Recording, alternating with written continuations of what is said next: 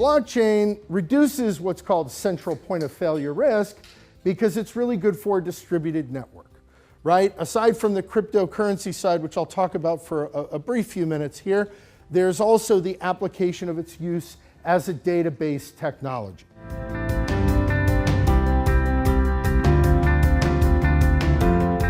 As board members, number one, unless you're on the audit committee, you probably don't need to know much about your accounting software or the software you're using in your supply chain.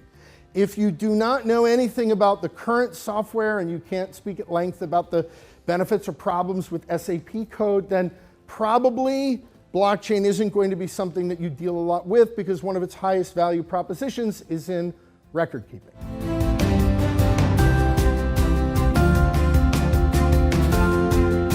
And I would also point out that this is not exactly new technology. Earlier before we started, someone had asked me, I'd love to know where this came from.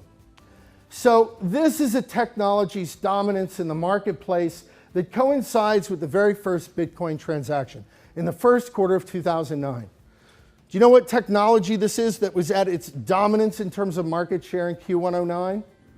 BlackBerry. This is BlackBerry era tech.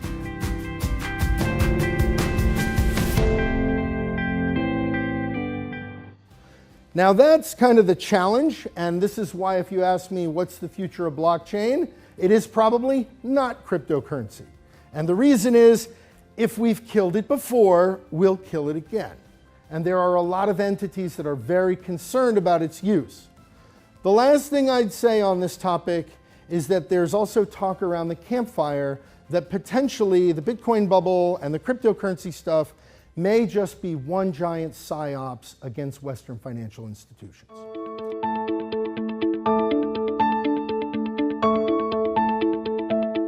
Now, the real use case for blockchain technology isn't the Bitcoin or the cryptocurrency technology. The real use case is in industry as accounting software.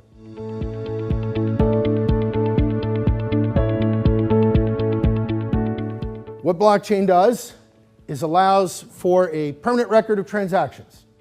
What it does not do is guarantee that anyone participating in the transaction is behaving in an ethical fashion.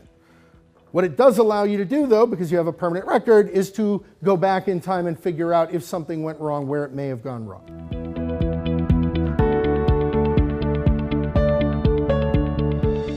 So companies like Walmart and others are now beginning to track where the vegetables are.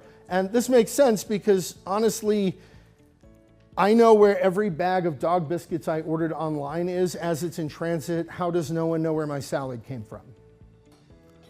Right? And so from an E. coli risk standpoint, from a food waste standpoint, there's all kinds of reasons to be engaging in food safety and agricultural supply chain monitoring.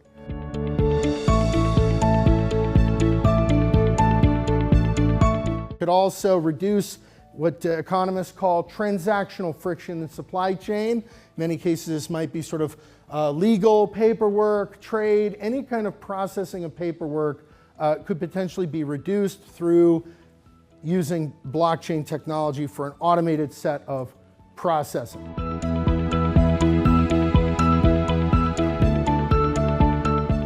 So folks look at this as a panacea of cybersecurity, of cryptography. It'll never be broken. But we're 5 years or so away from quantum computing, and once that happens, this stuff could be cracked open like an eggshell.